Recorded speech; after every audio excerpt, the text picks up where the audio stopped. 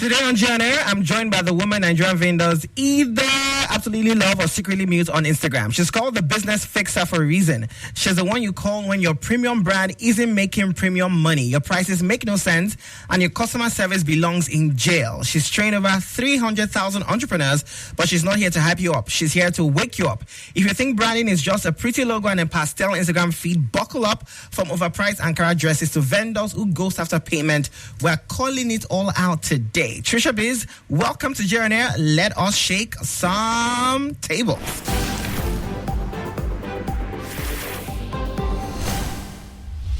Hello, Tricia. Welcome. Hi.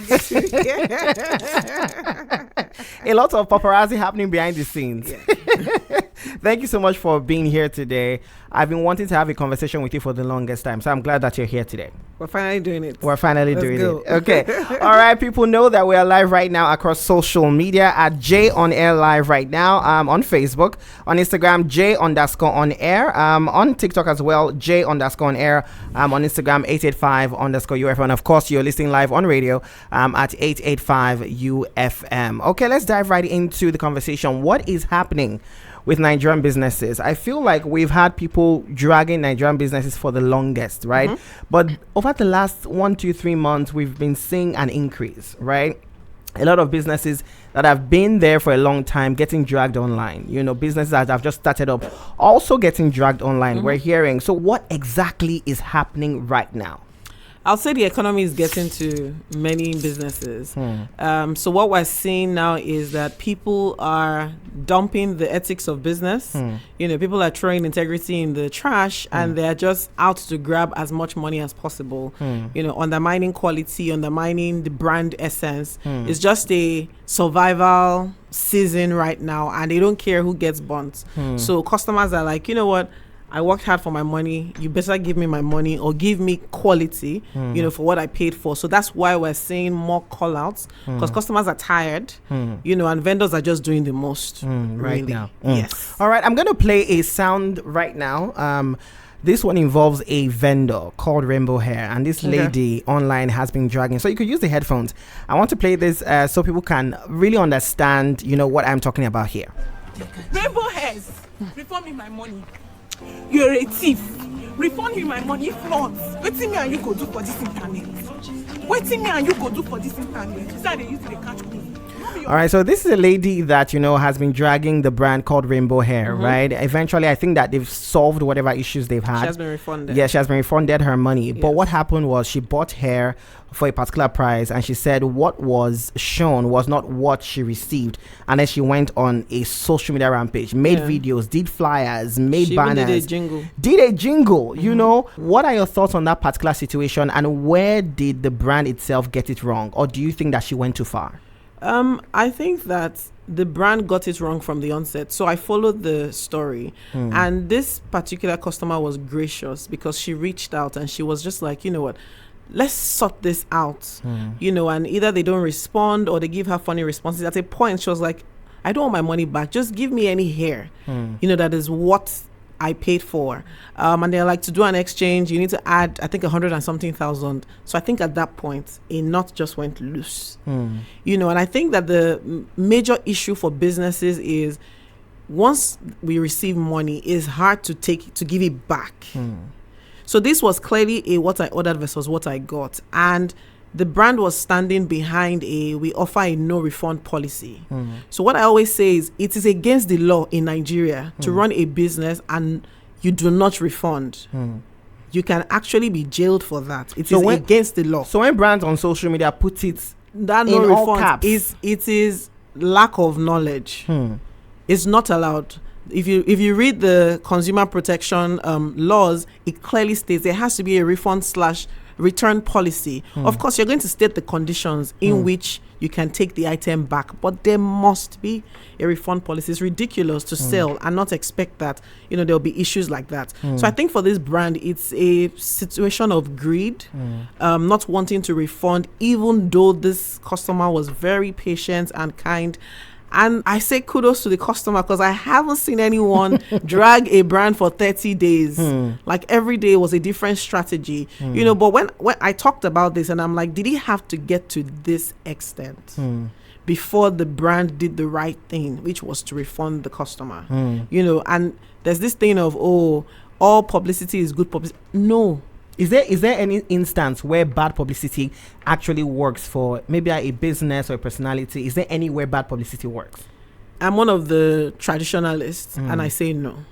Not all publicity is good publicity. People argue that people like Kim Kardashian became popular off a sex tape that went viral years ago, and she has built a multi-billion-dollar business. So if you look at Kim Kardashian, for instance, she was selling self. She didn't come out at first with business. She wasn't selling schemes or anything. It was Kim Kardashian. She was the brand. And eventually they did their show and all of that before she now put off the back of that, then launched her brand, and her sisters also launched their own brands. So this may work if you are let's say an influencer who is looking for views and all of that. So if they're calling you out, engagement on your page is increasing and all of that. But this is a business. You sell and you buy. So to trust is required. Yes, trust is required for people to continually do business with you, for people to refer you. So personal brands may have different rules, but if you are a proper business, I would say bad publicity isn't good. Let's talk more about that refund policy situation, because you go to Instagram right now, I can almost assure you that exactly, it's in capital letter with the red thing. Yes. No refund, no refund. What are certain reasonable things that brands can say, this is how you can get a refund? So different industries have different rules as to refunds, but on an average, if the item is returned without being used, maybe in the brand packaging within a time frame. So you look at brands abroad and they'll do within 7 days. Some do within 10 days. We can return it or exchange it based on why you are sending it back. But the issue is some are scared, like, oh, they'll use my hair and go for a party, for instance, and they now come and say, oh, the hair didn't work. So have conditions before you can return it and get something, whether your money or another product in exchange. So based on your business, define what works for your type of business and then throw that out. All right, let's talk about overpricing, because that has become a major situation. About the last couple of months, you're already laughing. We've been seeing a lot of brands, especially in the fashion space. Number one, they say the dollar is high, compared to the naira, and so they have to charge what they're charging. We've seen Ankara dresses charging, people are charging 750,000 naira for an Ankara dress. I make content on social media, I made content about it, and it went viral because a lot of people could relate to that. So is overpricing a branding strategy or just greed disguised as premium? Jay, there's hunger in the land. That's the first point. So right now, people are charging the most they can to get by. Right? And I feel like it's a strategy for brands that are not here for the long term. You see, when you look at the dynamics of businesses in Nigeria, most businesses in Nigeria are micro businesses. According to the statistics, it's about 5-10% of businesses in Nigeria that do over 1 billion in revenue, which tells you that there's more one-man businesses, there's more micro, very tiny businesses, and people that run micro businesses, they're not here for, I want to grow my brand. They're here to survive. I need money to put food on the table for myself and my children. So most of them, the rules of business, the rules of branding do not apply to them because they do not care. That's why you'll see after this business folds up, 2 months time, they started selling sugar. Then that one doesn't work. They move and sell something else. They are just looking for money. We'll call them traders, not entrepreneurs. So you're saying that not everybody should call themselves entrepreneurs. An entrepreneur. So do you want to tell us a clear-cut difference between who a trader is and who an entrepreneur is? My definition, a trader is somebody who is in it for the money, who just wants to trade, buy something or copy a style, sew it, and then sell. An entrepreneur is somebody who is there to solve a problem. So you see that the way they approach business, approach their branding, approach pricing is different because they are there for the long haul. There's a reason and a why to their brands. Unlike traders who, I just want to sell. People are not going to go naked. They're going to wear clothes. So I'm going to give them clothes to wear. So would you say that we have more traders than entrepreneurs here? Way more traders. We have to talk about customer service. What is the issue here? Again, over the last couple of months, we've seen a lot of things trending where a customer would speak to you and say, oh, this is what I want to happen. And then the way a business owner responds, we are seeing a lot of rude people. In fact, I saw a funny tweet. Somebody said, I don't like buying turkey from this brand, but the turkey is so sweet, so I use another handle to buy, even though she's rude.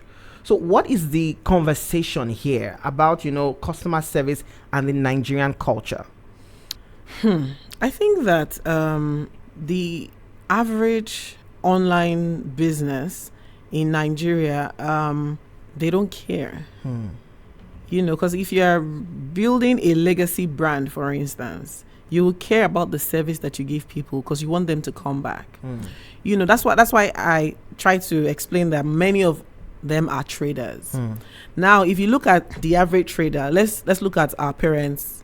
When you go to the open market, when you stand in front of her store and you're not buying, she's like, come on for my shade. She doesn't care to be nice to you. Maybe you'd want to buy from her or whatnot. It's just if you're not buying, get out. So they've taken that mentality online. It's the same market woman style. It's just branded on social media, and they're applying that strategy as well with customers. Now, in their defense, they'll say, oh, many customers come and waste our time, asking questions for 10 hours when you're not buying. But that is part of the sales process. Not everybody will say yes. I don't know where you ever saw a business that everybody who entered into the store bought. So there's an orientation that needs to happen for businesses to understand that not everybody will buy. I always say there are different categories of buyers. You have the buyer, the user, the influencer, and the people who are just skimming through. Now you have to engage all of them. The fact that I'm not buying today, I may keep the information for if you ask me tomorrow, oh Trish, do you know where I can get this? I'm like, oh, there's one brand I found online. That's how sales happens, but the average trader does not understand that if you're not buying, get out. And they don't see that they're rude.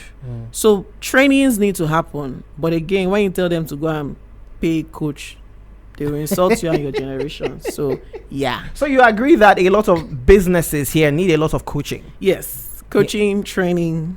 Yes. Yeah, it's not something that comes naturally. I cannot be a natural entrepreneur because you hear a lot of that. I grew up, I was selling sweets, I was doing it. And my mom said I had this natural entrepreneurial spirit. You don't think that that's a thing? No, so that's the difference between an average Nigerian and an average American.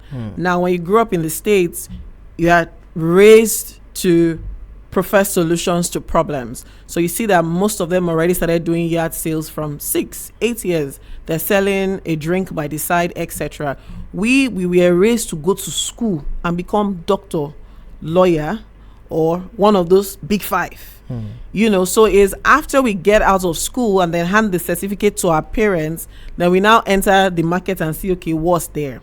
So because we were not trained from the get-go on business, trade, commerce, etc., we need to arm ourselves and learn it. Let's talk a bit about branding and what the difference between branding is and aesthetics. We want to talk about the restaurant culture here.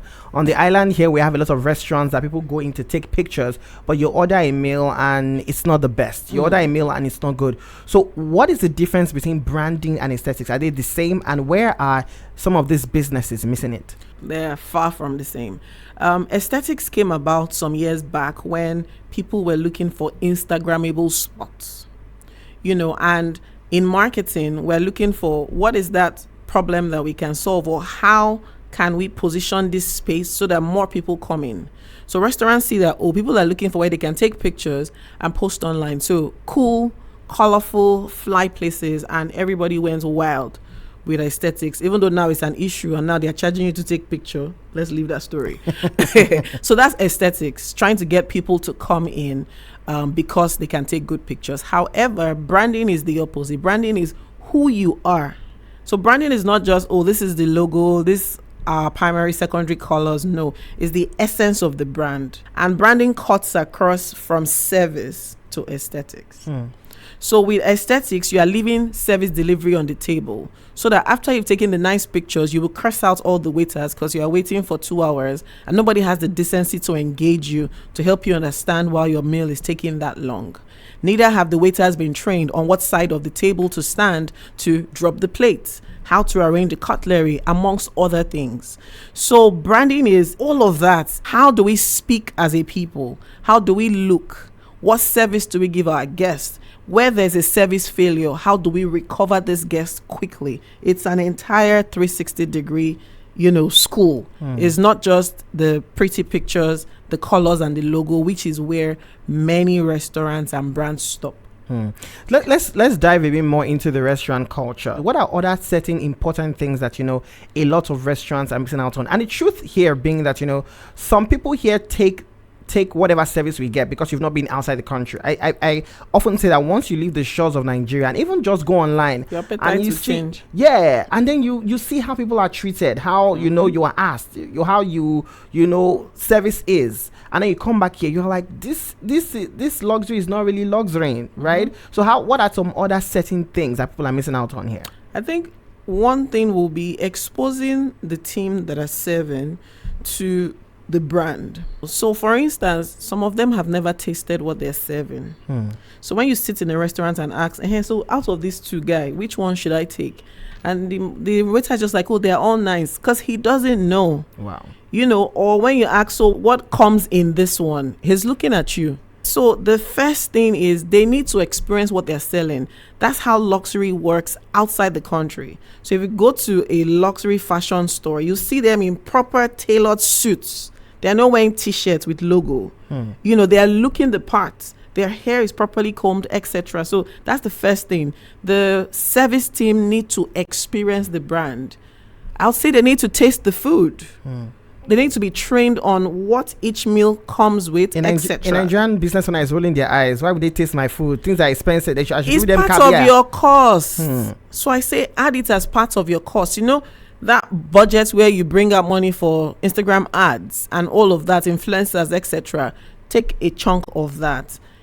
It's cost price now. It's cost price. The food is not as expensive as we say it is. Let them taste it. Let there be learning sessions. That's one. 2, grooming. Some of them, you can smell the 20 buses they enter to get to work. Wow. On them, just ensuring that the team is properly groomed. They smell as good as the space looks. So I'll say training, getting them to embody who your brand is, and also grooming. Those are 2 places where I see that they miss it. And the last one will be communication. So they don't know what to do when the food is delayed, for instance. When there's a mix-up with your order, they're stuck, and the only thing they can say is sorry. They have not been trained to think on their feet and come up with solutions, or at least go and bring somebody who can solve my problem. So those are some things that we need to work on. So let's have this scenario. I walk into a restaurant, my food is delayed for a couple of hours. Let's say it's a luxury restaurant. I'm paying 200k, 300k for service there. What should my waiter's response be? The waiter should have been armed with an SOP by the business owner. So SOP is a standard operating procedure. It basically just tells us what to do in different situations. Many businesses do not have SOPs or processes.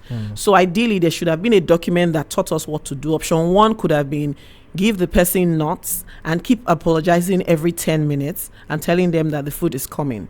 Option 2 could be give them the quickest appetizer that can come out of the kitchen on the house and keep apologizing. So there are different with depending on what the business can afford to give to placate a customer. There are different things that can be done, but the business owner or the manager needs to have itemized that in case of these are things that we can do. But what we see is there's no process. The waiter cannot do anything because if I go and touch the groundnut, madam will deduct it from my salary. So they are shuffling their feet, standing in one corner, apologizing, or they just avoid you. That's what most of them do. They just avoid because like, well, I don't have anything to say again. There's nothing I can do. Let me just stay at the back of the house and until the food is almost there, until somebody shouts. All right, we're still talking to Tricia Biz. I mean, from what she has said so far, you know why she has, trained over 300,000 people and coached a lot of people as well when it comes to business. All right, but I want to talk about luxury. Luxury is a word that is thrown around. Luxurious Ankara, luxurious this, luxurious that. Do we really have luxury brands in Nigeria? I would borrow Maya Tafo's answer because I asked him this question and the answer is no. We don't have luxury brands in Nigeria? No. Wow. Why do you say that? Well, luxury, according to, the definition, luxury is much more than price points. To him, he said no, but I may say yes because I've seen some brands that have, sprung up and they're doing fantastic. It's a totality of the look, the feel, the experience, the price. But what we do in Nigeria is we take 1/4. We take the price, we jack it up real high, an outfit to work. Maybe they'll tell me the dress is 275,000. How many dresses will I buy to go to work? And they say, oh, we're a luxurious brand. If you try to haggle, they're like, you're not our target audience. Yes. That's just all. Somebody called out a vendor yesterday that they bought an item worth about 300,000 and it came in a nylon. Yes. Cellophane, branded nylon. Ideally, that should have come in a box because it's a structured dress. And to hold the structure in place, a box needed to have been made available. But because we don't think luxury through all of the elements, we just stick to the price thing. And I think there's also a tussle between vendors, like who's the most expensive, and they just do that on price. All right, let's ask this question. The person says, a customer is always right is a universal language when it comes to businesses. But I feel like in Nigeria, a lot of businesses, especially vendors, do not respect this ethics. So the ethics starts from the business owner down to the staff, or how does this happen? So the question right here from Peace from Lucky Phase 1, is the customer always right? No. So yeah, it's a universal statement, but to me, it is not. No human being can always be right. So while the customer is not always right, but the customer is king. That's how I approach it. Because customers come into your business and many of them do not have knowledge on how the business works. For instance, you're trying to buy that wristwatch and you don't really understand, how wristwatch operates, etc. And you are trying to pass on what you think should be. As a business owner, I should explain to you, oh no, this is how it works. So customers are not always right, but they are king, which means that you are there to serve them and you will be polite and you will be respectful and you will be helpful. Many businesses are not helpful, and it comes down from the owner. When the staff sees how the owner talks to people, they take on the spirit of the owner. So owners need to first be. It's not you telling the staff what to do. They see what you're doing. You are still the one insulting customers and gossiping about customers to them. That's our stupid customer. As she comes to carry the stuff. How am I going to respect your customers when you talk about them anyhow? So you have to become first before you tell me to be, and not be a hypocrite. So I think that's the mix that business owners have. Hello, welcome to the show. What's your name? My name is Adeshino Adre. All right. I'm calling from Lagos. All right. Yeah. Go ahead. I know Tricia Biz for a long time. I've been following her Instagram page. So I realized that she's able to sell her service to quite a range of businesses. So how is she able to communicate in such a way that it actually speaks to all of the businesses? So she has a business service for small businesses. She has a business service for large businesses. So how is she able to do that? And is that really sustainable? Can somebody actually be a business that sells to as many services as possible? All right, keep listening for Tricia's answer. All right. Okay, so I'll say that what I do is I find the commonality. So whether you're a micro, medium, small, or large scale business, there's always a commonality. One commonality can be customer service. Whether you're running a bank with 1,000 branches, there's customer service.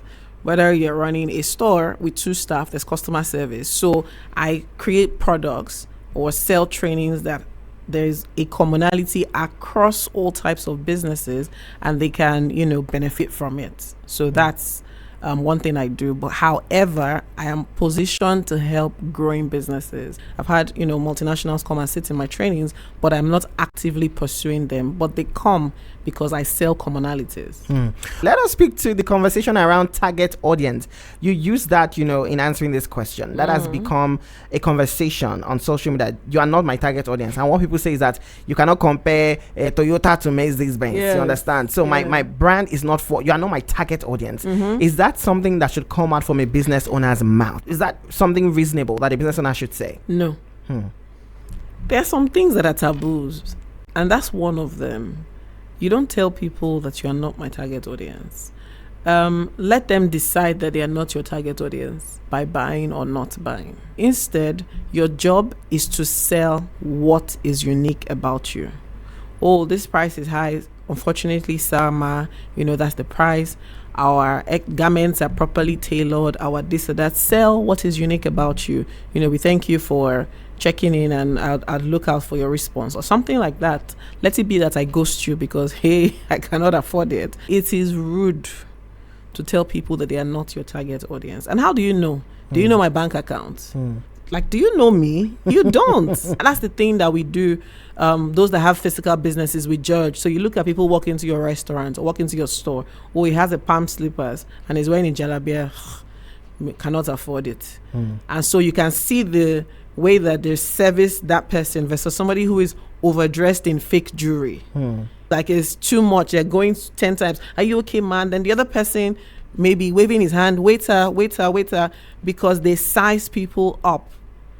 So physical businesses size you up and decide how to serve you. Online businesses they do the same thing and tell you you're not my target audience. You don't know. What do you say to businesses that don't allow certain kinds of clothing into their establishment? That has become a thing that a lot of restaurants say, that you cannot dress a certain way. We've seen people complain about this on TikTok. Where's your stand on that? I'd say it's okay. Respect people's businesses. If they say this is how you should dress to access their premises, then so be it. The only issue I have is I've seen some of those complaints. The dress code is not mentioned anywhere. It's not on Instagram. It's not on TikTok. It's not on the website. So I waste my time and my fuel to get to you only for me to be told at the gates that what I'm wearing is inappropriate. So I'll say, if you, as a business, if you want people to stick to certain rules, regulations, outfits, you need to publish it. Publish it on all socials. In fact, it should be the pinned post on your page. Let's pick this call. Welcome to the show. What's your name? Where are you calling from? Hi, Jay. Good evening. Good evening. Benita from Yaba. Benita, go ahead. Talk Good to evening, Tricia Hi, Biz. good evening. Hi, good evening. Okay, so I follow you on Instagram, and there's a post you did recently, and I'm like, God, I beg you. This lady that wanted to return wigs, and there was this drama. I don't want to mention names, and there was lots of drama and all of that. And you did a post. Yes. Oh, I'm sorry. I just got here. Sorry. Yes. Go ahead. So you did a post saying that vendors should not say they don't want to do a refund and all of that. But the thing, I'm going to talk from my own perspective, how it affects me. Because I make headwears, right? And then that once you buy like a turban or like an auto gele, when the customer wears it, when the person has gone to rock it, you can tell when they bring it back, because you see all the brown makeup, foundation and everything on it, right? Not once, not twice has it happened to me. They buy like a turban from me and then probably wear it to like a party on Saturday, and maybe they feel like, oh, I'm not going to wear this thing again. Let me try my luck. And then they call to say they want to use the money to buy something else. They want to come and drop it. Do you understand? And I'm like, no, especially when they bring it and I can see the makeup stains and everything on it. Then we'll now start to have an issue where they are quoting the law for me, telling me that they have the right to return, blah, blah, blah. So my question is, how do I manage a situation like that when somebody buys something and comes back days after and it is obvious that the thing has been used, or I can't even sell it if I take it from them? How do I handle that kind of situation? Do you have a returns policy? I tell customers, no, I don't. Let me just put it that way. I like the honesty. Just say no. Yes. So the first thing that you're going to do is, after this call, you're going to create a refund/return policy. Now, what the law says is that you should have the policy. and you determine how you want the policy to run. No customer can tell you how to run your business. Okay. By buying from you, they enter into a contractual agreement to abide by the rules of your company. But you must have the rules written and published, right? So, okay. so have a policy that says you can return maybe within 24 hours of purchase, and we will check for number 1, number 2, number 3, no grease, no makeup stain, no this, no that. Only on that condition will we receive it. You will be the one to pay for the courier to, return or pick up. Like states all of that, but you have to give them conditions. So if it is returned in the same packaging, unused, maybe because the turban was too small, for instance, so you can see that I just tried it didn't fit me, I put it back quickly, I should be able to exchange.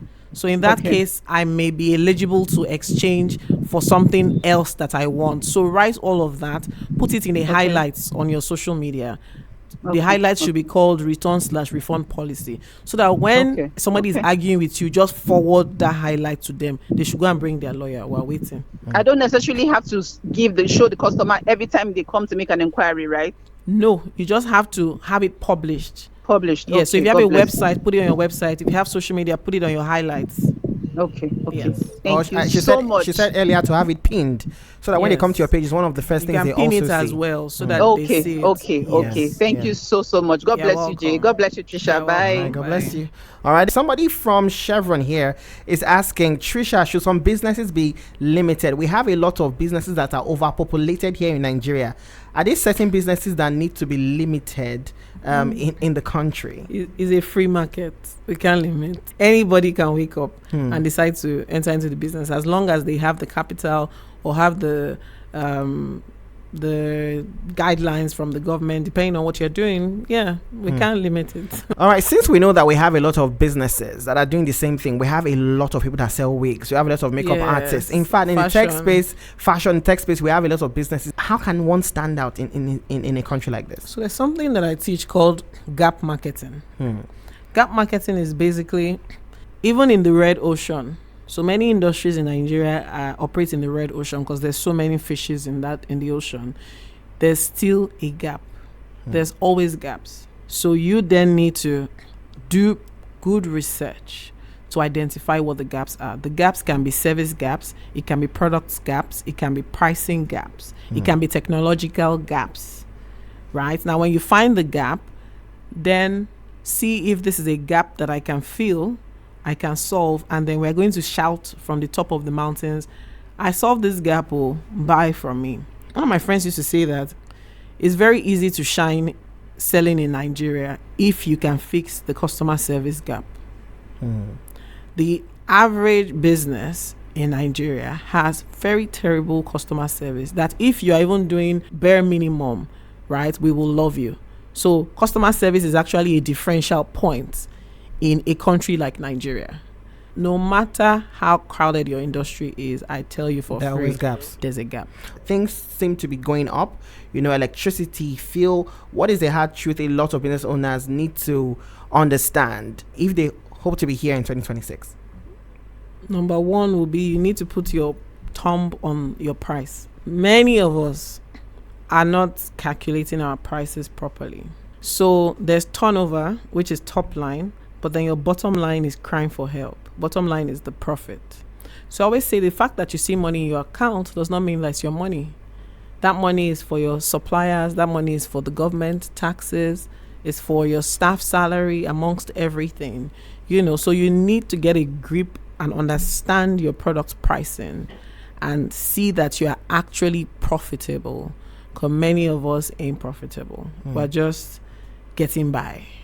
So we see money there and we think that is profit. Yes. But by the time you remove what you're supposed to pay your staff and there's nothing. And there are people who I'm like, you have to increase your price. They're like, no, coach, I cannot increase my price. I'll just keep going. So I'm asking, so why are you doing the business? Like, so what's the point? Well, the fear there is there's poverty in the land. Will people actually buy if I increase my price? I've built a customer base. People know me that, I'm affordable, right? In a market that has a lot of fake luxury, right? I'm affordable, but now I'm not making as much profit. But again, I still have my customers. I'm able to get by. What do I do? There are two ways to take price. either you take price to the customer or you take price to the business. Let me explain. Taking price to the customer is the most common one, which is we wake up today and say, oh, we're increasing our prices. Oh, the dress is no longer 20,000, it's now 30,000. That's taken to customer. Now, if you take price to business, it means that you go back and see what other fabric can I use to reduce the cost of this product. Let's say right now it's costing you 15,000 to make the dress. You are selling 20,000. The 5,000 in between is your power, your everything. So maybe you go home with 500 naira per dress. So you can take price by going back to say, okay, right now I'm using Ankara high grade. Should I move to mid grade? There's mid grade. Will it wash? We go and buy 6 years. We test it. It doesn't wash. Okay, and then we go ahead. We look for the nice ones. Like, can I, instead of buying fish from Lagos Island, can I go to Ekpe every Saturday morning and get fish because I'm going to get it cheaper to make the food that I'm selling? Like, you now begin to have conversations around where can I source these things cheaper, or what is the alternative grade that I can use to ensure that my cost is low. And I'm staying afloat in business. I want to talk about your business. Aside coaching, we know that you have a business that I've experienced myself. But let's talk about the fact that, a lot of business owners are now content creators. A good friend of mine, Neka's Luxury, she sells beaded bags, but her business has now skyrocketed because of her content. But what is also happening is that once you start getting the thousands of followers, you also become an influencer. What is your take on vendors becoming content creators to sell whatever they're selling? So like 4 years ago, coaches like myself began to tell us that, you need to build a personal brand to help you sell your business, because people buy from people, not necessarily from businesses. So that now grew. We saw the rise of personal brands, content creation, etc., all in the bid to sell their brands. So to me, I don't see anything wrong there. I think it's actually fantastic if you are able to build a lovable personal brand and people love you to the point where they then want to patronize you. The only thing that I always tell people like that is don't get carried away. So now what I see is they've gotten carried away by the content creation and forgotten the business. Right? So they're giving more attention to content creation, because the thing about content creation is once the advertising money begins to roll in, one brand just wire you 1.5, you're like, you know how many of these products I will sell to get this in profit? Yeah, not in profit. So I would say, yeah, by all means do that, but do not forsake the business. Do not let the business suffer. 1, 2, I wouldn't advise you to market for competition. So I see that like, but this is my personal brand and that's no, I'm sorry. If I make this clothes, I will not advertise for any other cloth brand. It has to be my own cloth brand. If I wanted to maybe share my page and, just help somebody, is fine. But that you paid me to post, no. There are other brands that you can advertise. All right, so quickly, does influencer marketing still work in 2025? Yes, it will always work. It's necessary. It will work. It's just that now people are shifting from the influencers that they use. So there are different categories of influencers. You have the celebrities, you have subject matter experts, you have creators. So we see now people are leaving the celebrities, moving towards creators, because creators have a viral audience. What I like to call, they have a cult audience. So once they say something, the audience jumps. And you see it, for instance, in your comments. Once you put up a video, you see them, they're just going wild, and the love is infectious. So influencer marketing will always work. People will just shift to the type of people that are giving them results per time. So if I'm a small business owner, you would advise me that I can pay an influencer? Oh, yes. I use influencer marketing for my business because it works. Influencer marketing is basically giving money to somebody who has a number of people who are glued to that person's platform. It's not about the size. I'm not going to say, go to somebody who has 500,000 followers, etc. It could be somebody with 12,000 followers, but they have this engaged audience that anything they drop, they're licking the plates of what they dropped. Yeah, that is advertisement. All right, to wrap up, let's talk about your business, Ziba Beach Resort. Woo! I mean, how old is Ziba now? Will be 2 years next month. 2 years next month. What does Ziba Beach Resort do, and how has business been for you so far? So Ziba it's a family focused or family oriented beach property. We're giving Nigerians an opportunity to holiday here, so you can experience out of the country holiday in Nigeria. That's the standard and the service that we have set here at Ziba. So we have a different type of rooms. We have what we call the overwater rooms that do not exist in any other property in the country. So basically from your room you can jump into the water. Wow. And then we have other types of rooms. So we are pushing the narrative that you do not have to break the bank to holiday, and there's good holiday options in Nigeria. It's here in Lagos? It is here in Lagos. It's here in Lagos. Okwaja. All right. Are there any certain discounts happening at the moment, and how can we reach out to Ziba? So we presently have summer packages running. So if you have a family or you just want to come for summer holiday, there's a summer package for you from solo to family of 7, because Nigerians, we used to born plenty. So basically just go to the website zibabeachresort.com or find us on Instagram, Ziba Beach Resorts. All right, in 20 seconds as we wrap this up, what is your word to vendors and to people out there that listen to this conversation? What should be their take home? One thing I'll tell you is that integrity still sells. I'll say have integrity as a business. First of all, have integrity as an individual, and then that should translate into your business. Because the thing is, word of mouth is still the oldest marketing strategy in the world. And word of mouth thrives on trust. When people trust that they would get something good for you, they would open the doors to their family, to their friends, to their colleagues. And you cannot buy that with Instagram posts or influencer marketing.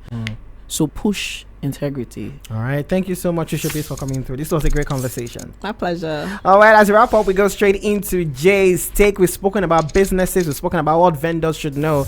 The question is, are you a trader? Are you a vendor? Are you here for a short time? Are you here for a long time?